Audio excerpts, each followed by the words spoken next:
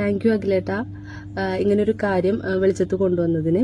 കാരണം ഞാൻ big boss ഷോയിലേക്ക് വരാൻ ആഗ്രഹിച്ചിട്ടുണ്ടായിരുന്നു. ആ സമയത്ത് നമ്മൾ ഫെയിമൊന്നും അല്ലാത്തത് കൊണ്ട് തന്നെ എങ്ങനെ വരും എന്നുള്ളതൊന്നും നമുക്ക് അറിയില്ലായിരുന്നു. അപ്പം അതുകൊണ്ട് തന്നെ ഒരു മീഡിയയിൽ വർക്ക് ചെയ്യുന്നതിൻ്റെ ഒരു സുഹൃത്ത് വഴി അപ്രോച്ച് ചെയ്തപ്പോൾ അപ്രോച്ച് ചെയ്ത് കഴിഞ്ഞപ്പം അവർ പറഞ്ഞത് ഇങ്ങനെയാണ്, ചില അഡ്ജസ്റ്റ്മെൻറ്റുകൾ ചെയ്യേണ്ടി വരും, ചിലപ്പോൾ ഇങ്ങനെ കിടന്നു കൊടുക്കേണ്ടി വരും, അല്ലെങ്കിൽ പൈസ ആയിട്ട് കൊടുക്കേണ്ടി വരും എന്നുള്ളതൊക്കെയാണ് അവരും പറഞ്ഞത്.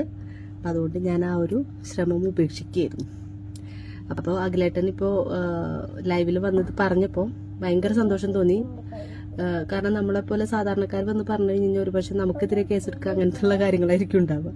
പക്ഷെ നിങ്ങളെപ്പോലുള്ള ആൾക്കാർ ഇത് വന്ന് പറയുമ്പോൾ നമുക്കുണ്ടായ അനുഭവം അതിനോടൊപ്പം ഷെയർ ചെയ്യാൻ യാതൊരു മടിയുമില്ല. നിങ്ങൾ നല്ലൊരു കാര്യമാണ് പറഞ്ഞത്. ആളുകൾ അറിയണം, കൂടുതൽ ആളുകളിലേക്ക് എത്തണം ഇതിന്റെ പുറകിൽ നടക്കുന്ന കാര്യങ്ങൾ.